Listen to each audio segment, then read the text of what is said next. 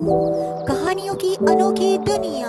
Like करें, subscribe करें मेरे चैनल को और ऐसे ही दिलचस्प अनोखी कहानियाँ देखते रहें। मजेदार सी कहानियाँ आपके लिए।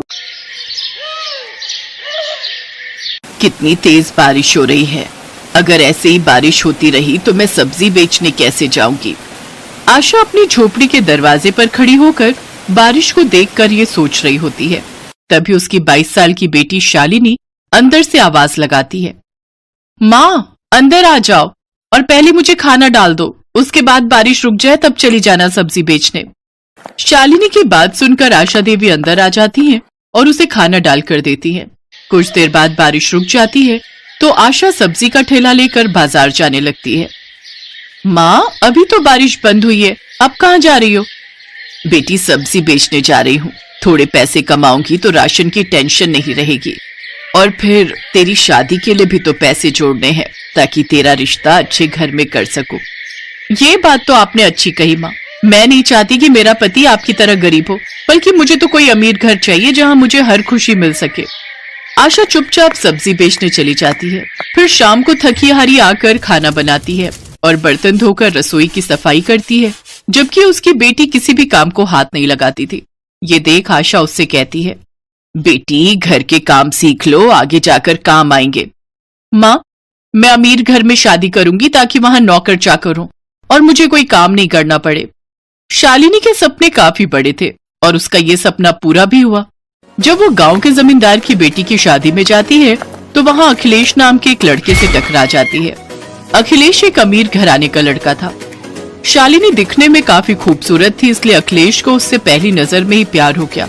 पार्टी में शालिनी के बारे में जानकारी निकलवाकर वो अगले दिन ही अपनी महंगी चमचमाती गाड़ी में अपनी माँ रमोला के साथ उसके घर पहुंच गया, जहां अखिलेश की माँ रमोला आशा को देख कहने लगी, अरे आशा तू, ये तेरी झोपड़ी है? जी मेम साहब। तुम इन्हें जानती हो? हाँ ये तो आशा है जिससे मैं सब्जी खरीदती हूँ। इसका मतलब शालिनी तुम्हारी बेटी है? हाँ मेम साहब, लेकिन आखिर बात क्या है?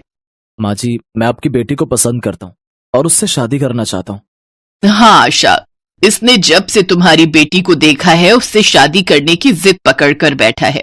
वैसे मैं तो इस रिश्ते के खिलाफ थी क्योंकि मैं झोपड़ी में रहने वाली लड़की को अपनी बहू नहीं बनाना चाहती, लेकिन अपने इकलौते बेटे की जिद के आगे मुझे झुकना ही पड़ा। अमीर घर में अपने रिश्ते की बात सुनकर शालिनी बड़ी खुश होती है, लेकिन आशा उससे कहती है, माफ कीजिएगा मेम साहब, लेकिन आपके बेटे की उम्र थोड़ी ज्यादा लग रही है। माँ 8-10 साल बड़ी उम्र होने से कोई फर्क नहीं पड़ता, मुझे ये रिश्ता मंजूर है। बिल्कुल ठीक कहा बेटी। और आशा, जब हम इतने बड़े घराने के लोग तुम गरीबों से रिश्ता जोड़ने के लिए तैयार हैं, तो फिर तुम्हें भी कोई प्रॉब्लम नहीं होनी चाहिए। ठीक है, जैसा आप सबको ठीक लगे। आशा अपनी इकलौती बेटी की शादी अमीर घर में कर देती है। अमीर घर में आकर शालिनी अब अमीरों वाले तौर तरीके सीख लेती है। फिर दोनों हनीमून के लिए गोवा जाते हैं।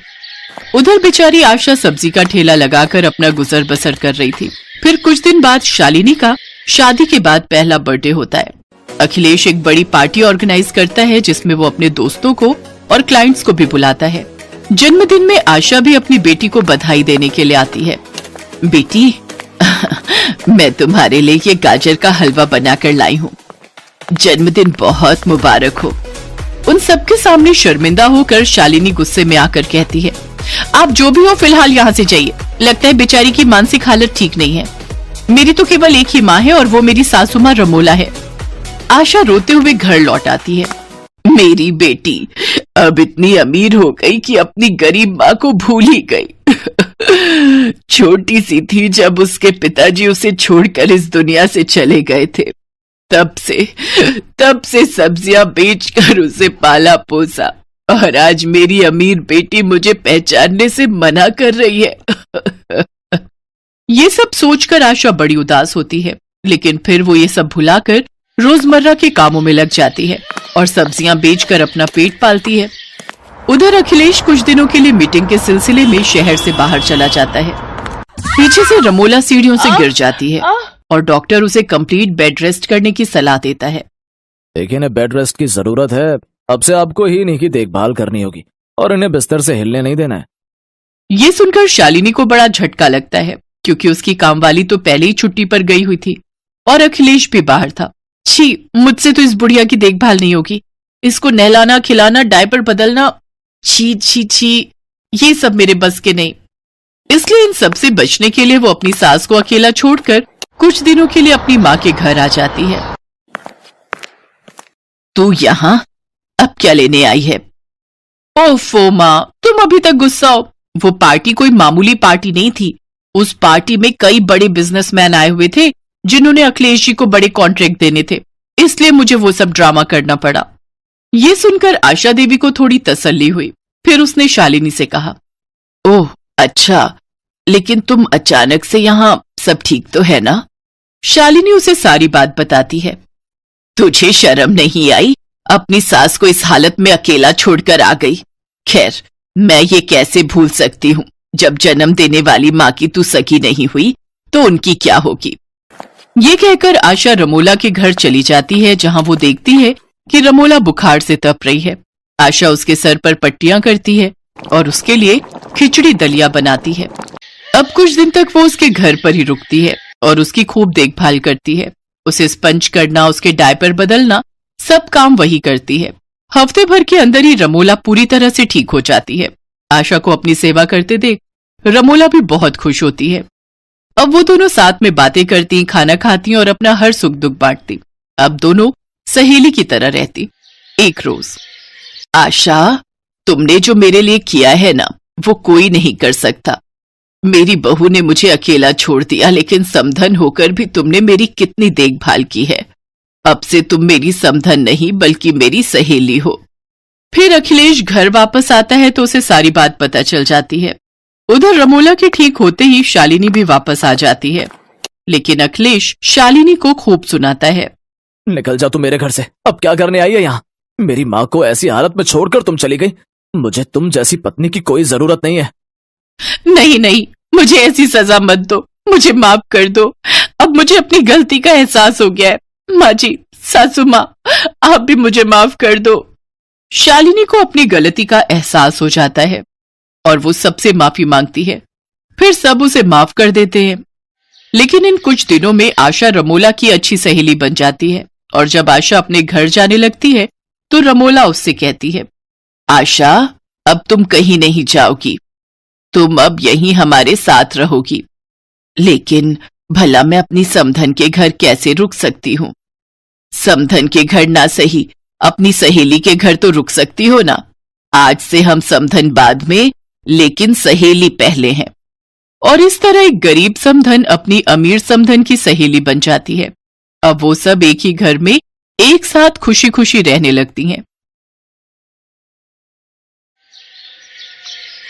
रोहित और कंचन एक दूसरे से बहुत प्यार करते थे। रोहित अमीर था जबकि कंचन गरीब घर की थी। उनकी शादी में इसी बात को लेकर बहुत अड़चनें आ रही थी। रोहित की माँ सुलोचना स्वभाव की बहुत चालाक थी। वो अपने बेटे रोहित की शादी किसी अमीर लड़की से करना चाहती थी। इसलिए रोहित ने अपने पापा की मदद से कंचन के परिवार वालों के सामने एक मंदिर में शादी कर दी। जीती रहो बहू।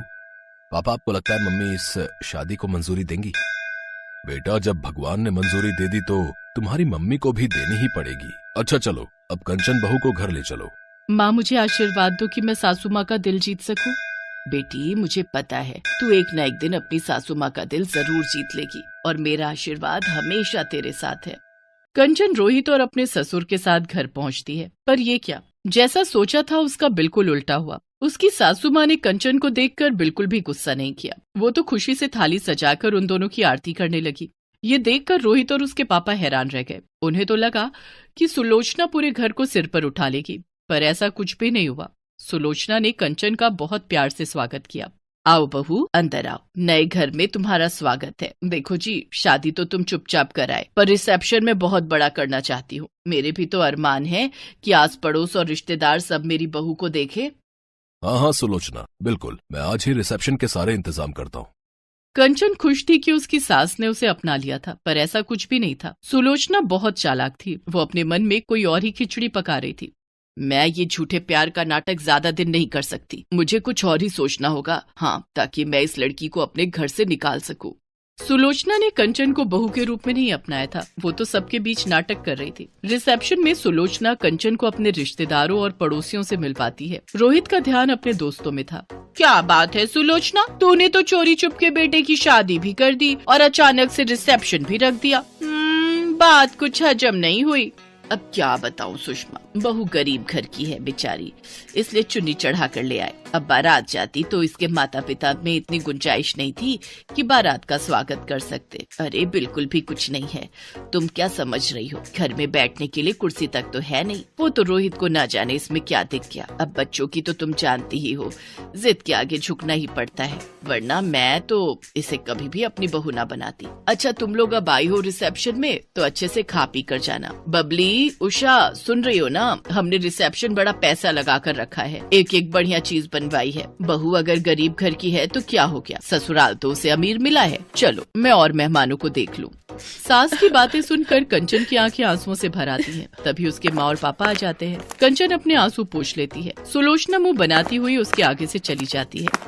बेटी, तू अपने ससुराल में खुश तो है ना? कंचन, तेरी सास ने तेरे साथ कुछ गलत बात तो नहीं की? जी पापा जी, माँ जी तो मुझे बहुत प्यार करती हैं। पता है जब से आई हूँ कोई काम ही नहीं करने देती, सारा दिन ठाठ से बैठे रहती हूँ। कंचन अपने मम्मी पापा को झूठ बोल देती है, पर सच तो ये था कि सुलोचना उसके साथ सीधे मुंह बात ही नहीं करती थी। जब तक सुलोचना के ससुर और रोहित घर पर होते थे तब तक तो सुलोचना कंचन से बहुत मीठे से बात करती, और जैसे ही वो दोनों घर से जाते सुलोचना उससे घर के सारे काम करवाने शुरू कर देती। और शाम को जब वो दोनों वापस आते तो उसका रवैया अलग ही। अरे वाह, खीर बहुत टेस्टी बनी है। 2-3 दिन से मेरा मीठा खाने का बहुत मन था। अरे बेटा, मुझे पता था, तभी मैंने शाम को बना दी। तुझे पसंद आई, ये मुझे बहुत अच्छा लगा। मैंने चीनी भी कम डाली थी। मुझे पता था तू मीठा कम खाता है। पर माँ, मीठा तो इसमें बहुत तेज है। सुलोचना झूठ बोल रही थी क्योंकि खीर उसने नहीं बल्कि कंचन ने बनाई थी। कंचन ने मीठा ज्यादा डाल दिया था। जब सुलोचना की चोरी खुलने वाली थी तो कंचन बात को संभाल लेती है। अरे वो मैंने ही मीठा ज्यादा डाल दिया, मुझे नहीं पता था कि माँ जी मीठा डाल चुकी हैं। कोई बात नहीं बहू, आगे से मीठा कम डाल लेना। एक कटोरी मुझे भी दे दो। कंचन ने बात को संभाल कर अपनी सास को सम्मान दिया था, पर सुलोचना को इस बात से कोई मतलब नहीं था। घर के सारे काम कंचन करती थी, पर क्रेडिट सुलोचना अपने नाम कर लेती थी। कंचन इस बात के लिए कभी भी कुछ नहीं कहती थी। उसे लगता था कि अगर इससे उसकी सास खुश होती है तो कोई बात नहीं, इसे तो कोई फर्क ही नहीं पड़ता। मैं काम का सारा क्रेडिट अपने ऊपर ले लेती हूँ। करती ये है, मुझे कुछ और ही सोचना पड़ेगा। ऐसे दाल नहीं गलने वाली, मुझे सोनिया को बुलाना ही पड़ेगा। हेलो सोनिया बेटा, मैं बोल रही हूँ। हाँ ठीक है, तुम कुछ दिनों के लिए आ जाओ। सोनिया सुलोचना की सहेली की बेटी थी। सुलोचना चाहती थी कि सोनिया उसके घर की बहू बने, पर रोहित ने कंचन से शादी कर ली। सुलोचना चाहती थी कि किसी तरह कंचन इस घर को छोड़कर चली जाए और सोनिया इस घर की बहू बनकर आ जाए, इसलिए वो सोनिया को रहने के लिए बुला लेती है। नमस्ते आंटी, अच्छा हुआ आपने मुझे बुला लिया, मैं वैसे भी घर पर बहुत बोर हो रही थी। आपकी कंपनी मुझे बहुत अच्छी लगती है। बस तो फिर अब आराम से कुछ महीने मेरे पास रहो। मैं तो ये चाहती हूँ कि तुम हमेशा के लिए ही यहाँ रहो, पर तुम्हें इस रास्ते के कांटे को निकालना होगा। जब तक ये कंचन यहाँ पर है तुम इस घर की बहू नहीं बन सकती। आप चिंता मत करो आंटी, अब मैं आ गई हूँ ना, मैं इस कंचन को घर से निकाल कर ही दम लूंगी। बस तो फिर बन गई बात। तुम आज रोहित के लिए साउथ इंडियन खाना बनाओ, उसे साउथ इंडियन खाना बहुत पसंद है। दिल का रास्ता पेट से होकर गुजरता है। रोहित तुम्हारे हाथ का बढ़िया खाना खाएगा तो अपने आप तुम पर लट्टू हो जाएगा। पर आंटी, मुझे तो खाना बनाना आता ही नहीं है, मैं कैसे बनाऊंगी? अरे तो कोई बात नहीं, खाना कंचन बना लेगी। जब रोहित और उसके पापा आए तो मैं बोल दूंगी तुमने बनाया है, बस हो गया काम। सोनिया रसोई में जाती है और कंचन को मीठी मीठी बातों में फंसाकर साउथ इंडियन खाना बनाने के लिए कहती है। कंचन, आज मेरा साउथ इंडियन खाने का बहुत मन है, प्लीज तुम डोसा, सांभर और इडली वगैरह बना दोगी, बहुत मन कर रहा है। ठीक है, तुम बैठो, मैं तैयार कर देती हूँ। कंचन बहुत ही स्वादिष्ट साउथ इंडियन खाना तैयार करती है।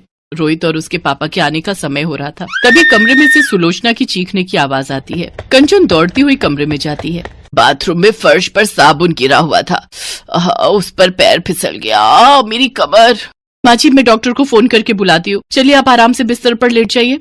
कुछ देर बाद डॉक्टर के आने पर पता चलता है कि सुलोचना की कमर का मांस फट गया है, जिस कारण उसे कुछ दिन बेड रेस्ट करना होगा। कंचन रसोई में सुलोचना के लिए कुछ हल्का बनाने चली जाती है। सब लोग कमरे से बाहर आ जाते हैं। सोनिया, यही मौका है, तुम मेरी सेवा करके सबका दिल जीत सकती हो, फिर आराम से तुम इस घर की बहू बन जाओगी। नो आंटी, मैं आपके वॉशरूम और टॉयलेट साफ नहीं कर सकती। अभी अभी डॉक्टर ने कहा कि आपको बेड पर ही वॉशरूम और टॉयलेट करना है। ये सब मुझसे नहीं होगा। मुझे इन सब कामों से बहुत चिढ़ होती है। जब आप ठीक हो जाओगे तभी मैं आऊंगी। अभी तो मैं जा रही हूँ। मैंने मॉम को फोन कर दिया था, वो गाड़ी भेज रही है। जब आप ठीक हो जाओगे तो मुझे फोन कर देना, मैं आ जाऊंगी। सोनिया की बात सुनकर सुलोचना की आंख खुल जाती है। वो जिसे अपना समझ रही थी वो वास्तव में अपनी नहीं थी। थोड़ी देर बाद कंचन कमरे में आती है, सुलोचना को अपने हाथों से खाना खिलाती है और उसके बाद दवाई देकर वॉशरूम करवाती है। कंचन सुलोचना की बहुत सेवा कर रही थी। अपनी बहू के इतने अच्छे व्यवहार को देखकर सुलोचना की आंखों में आंसू आ जाते हैं। उसने कंचन के साथ कितना बुरा किया था। सोनिया जाने लगती है। अच्छा आंटी जी, मैं चलती हूँ। आप मुझे फोन कर देना जब भी बुलाना होगा, मैं आ जाऊंगी। नहीं बेटा, अब तुम्हें परेशान होने की और बेवजह यहाँ आने की कोई जरूरत नहीं है। मेरी बहू है मेरी सेवा करने के लिए और मेरा ख्याल रखने के लिए। तुम अपने घर में खुश रहो और हाँ, जब शादी करो तो कार्ड भेज देना। मैं अपनी बहू कंचन के साथ जरूर आऊंगी। अपनी सास के मुंह से ऐसा सुनकर कंचन खुशी के आंसू रो पड़ती है और अपनी सास के गले लग जाती है। सोनिया मुंह बनाती हुई वहाँ से चली जाती है। कुछ दिनों बाद सुलोचना की तबीयत ठीक हो जाती है। अब उसका व्यवहार कंचन के साथ बहुत अच्छा हो गया था। ये देखकर रोहित और उसके पापा भी बहुत खुश थे।